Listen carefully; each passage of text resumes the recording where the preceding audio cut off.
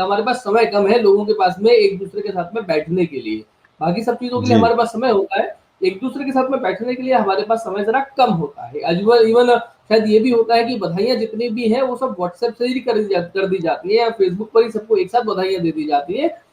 व्यक्ति से मिलना बहुत कम हो गया है, बच्चों के साथ बैठना भी ज़रा कम हो गया है। क्वालिटी टाइम देना चाहते हैं, क्वांटिटी टाइम कोई देना देखिए, नहीं चाहता। नहीं नहीं नहीं, बच्चों देखिए, को ना क्वालिटी टाइम क्वालिटी है ना क्वांटिटी है, निधीश जी समझिए। ना क्वालिटी है ना क्वांटिटी है, उसका कारण है कि नॉलेज खुद के पास में भी नहीं है ना। माँ लक्ष्मी की आराधना से दीपावली पर घर में कैसे प्रसन्नता, कैसे संपन्नता आएगी, उसके पीछे क्या तर्क है। घर में दिए जलाने के पीछे क्या तर्क है। हमारे यहाँ घी के दिए जलाए जाते थे, अगर तेल के भी जलाते हैं तो वातावरण को कैसे शुद्ध करते हैं, इसके पीछे क्या तर्क है। ये घोर घनघोर काली रात के अंदर जो है वो दीपावली मनाई जाती है, सबसे बड़ी अमावस होती है दीपावली की अमावस। तो ऐसी बहुत सारी चीजें बच्चों को बताई जा सकती हैं। इसी प्रकार से होली में होलिका दहन, प्रहलाद का रक्षण, भगवान नरसिंह का उसी समय प्रकट होना, उसमें से प्रहलाद को बचाने के लिए होली के कुछ दिन बाद में ये घटना होती है। तो बहुत सारी चीजें हैं। आप समझिए, बच्चों को समझाना भाई क्यों इतना सौहार्द समाज में, अपनापन, इतना अच्छे तरीके से मिलना जुलना। अब हमारे घर में सब लोग बहुत जबरदस्त होली खेलते हैं। हमने कभी इस परंपरा को अपने परिवार से बाहर नहीं होने दिया। बच्चों को जैसा ढाला वैसा वो ढल गए। लोग रंग से घबरा रहे हैं, गुलाल से घबरा रहे हैं, अबीर से घबरा रहे हैं। अरे भाई क्यों घबरा रहे हो भाई, आपके हमारे सबके पुरखे खेलते हुए आज तक आए हैं। ये इतना सुंदर त्योहार है, समाज में इतना रंग बिरंगा इतना प्यारा त्योहार है, आप इस त्योहार में ही ये एलर्जी करने लग जाओगे कि भाई मुझे तो रंग नहीं खेलना, इसलिए मैं उस दिन जो है अपने घर से दूर चला जाऊंगा, कहीं होटल में जाके रह लूंगा, किसी रिसोर्ट में जाके रह लूंगा। कितने सुविधा भोगी और कितना मक्कार हो गया हमारा समाज। ये सोचने ठीक वाली बात है। बात है। कितने सेल्फ सेंटर्ड, कितने आत्मबुद्ध, कितने मक्कार और कितने सुविधा भोगी हम लोग हो गए। अपनी सुविधाओं के लिए, अपने लेजर के लिए, अपनी लग्जरी के लिए हम बच्चों के सारे संस्कार और उनके आने वाले पूरे जीवन को नष्ट करने पे उतारू हो गया हमारा समाज। ये समझने वाली बात है।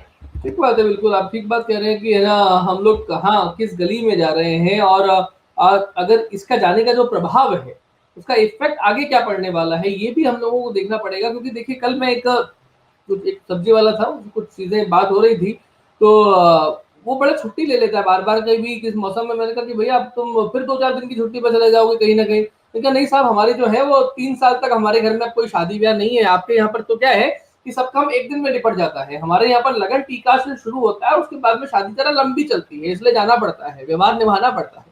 मैं यहाँ पर उससे उसके बाद से मुझे एक चीज़ समझ में आई कि आपके यहाँ पर तो और हमारे यहाँ पर तो, हमारे यहाँ पर अब जो त्योहार हैं, वो भी इतने छोटे हो गए हैं। जो बड़े त्योहार हुआ करते थे, होली के डांडा से लेकर के लगातार, अगर हम किसी बच्चे को पूछें कि फाग क्या होते हैं, तो ये जो फाग क्या होते हैं, इस फाग का मतलब भी उन बच्चों को अगर नहीं मालूम होगा तो इसलिए नहीं मालूम है कि फागुन के गीत जो है वो हमें भी नहीं मालूम है और सुनाई नहीं देते आजकल फागुन के गीत।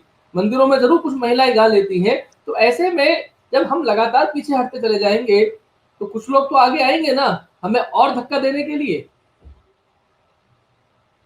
ये ये जो वातावरण बना है ना निधि जी, ये वातावरण उन लोगों के वैचारिक जिहाद की सफलता है। जो लेफ्टिस्ट गैंग ने, जो पांच पांच जो है मुस्लिम अ, शिक्षा मंत्रियों ने जिस तरीके की आपको शिक्षा पद्धति दी है। अब आपको मैं बंगाल का उदाहरण बताता हूँ। बंगाल में देवी माँ की पूजा देवी माँ के हर रूप में होती है ना। जिसमें माँ काली का जो रौद्र रूप है उसको प्रधान माना गया है। परंतु माँ लक्ष्मी की भी पूजा होती है और माँ सरस्वती की भी बहुत पूजा होती है। कितने सुंदर सुंदर पोएट, राइटर, इंटेलेक्चुअल्स, भद्र पुरुष जो है वो बंगाली लोग माने जाते हैं। भला मानुस, भद्र जी। मानुस, पढ़े लिखे, इंटेलेक्चुअल, विद्वान। वहां पे ममता बनर्जी जी ने सरस्वती पूजा को बैन कर दिया सभी स्कूलों में। अरे भाई, मदरसों में नहीं होगी सरस्वती पूजा, ये समझ में आती है। नॉर्मल स्कूल में वहां एक कल्चर था वहां दिन का आरंभ जो है, विद्यालय का आरंभ सरस्वती पूजा करके होता था, और हिंदू मुसलमान सब लोग सरस्वती पूजा किया करते थे। मुसलमानों को अपीज करने के लिए वहां पे ममता बनर्जी जी ने सरस्वती पूजा बंद कर दी, समाज खड़ा नहीं हुआ। हमारी प्रॉब्लम क्या है, हमारा समाज खड़ा नहीं होता। अभी मेरे बच्चे जिस स्कूल में जा रहा है वहां पे जो प्रार्थना बोली जाती है, मैंने उस प्रार्थना को लेकर के स्कूल में लगातार बात की। फिर ये लॉकडाउन लग गया पिछले साल, पहला ही साल था स्कूल में मेरे बेटे को, और अब ये पूरा साल तो लॉकडाउन के दौरान ही निकल गया। अब आगे भी भगवान जाने कब ये विद्यालय शुरू होंगे। लेकिन मैंने बात की उनसे कि भाई, आप आपके यहाँ पे 1-2%, 3% कोई अन्य मत मतांतर के लोग होंगे, आप उनके लिए कोई सेपरेट अरेंजमेंट कर दो भाई। हमारे बच्चों को आप कोई सेकुलर हो, गॉड फलाना ठिकाना ये मत पढ़ाओ। आप हमारे बच्चों को ऐसी प्रार्थनाएं मत सिखाओ। आप हमारे बच्चों को सरस्वती वंदना, गुरु वंदना करवाइए। हम्म। उनको बोलिए कि माँ सरस्वती की कृपा से बुद्धि कुशाग्र होगी और जीवन बहुत अच्छा चलेगा। तो अब ये हम पे बहुत कुछ निर्भर करता है कि हमारी अप्रोच ऑफ लाइफ क्या है। जो जैसा हो रहा है, जो जैसा घट रहा है चारों तरफ, जो जैसा चला रहा है, हम वैसे यंत्रवत चले जा रहे हैं, या फिर हमारे चारों तरफ जो गलत चीजें घट रही हैं हम उस पर रेजिस्ट कर रहे हैं, उस पर बात कर रहे हैं, और बात करके उसका समाधान खोज रहे हैं। तो ये करने का काम है हमारे लिए।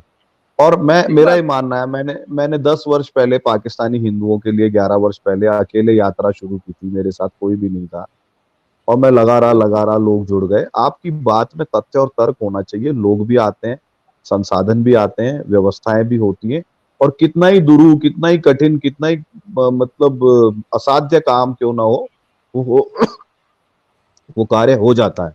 ऐसा मेरा निजी रूप से मानना है, मेरे अपने अनुभवों के कारण।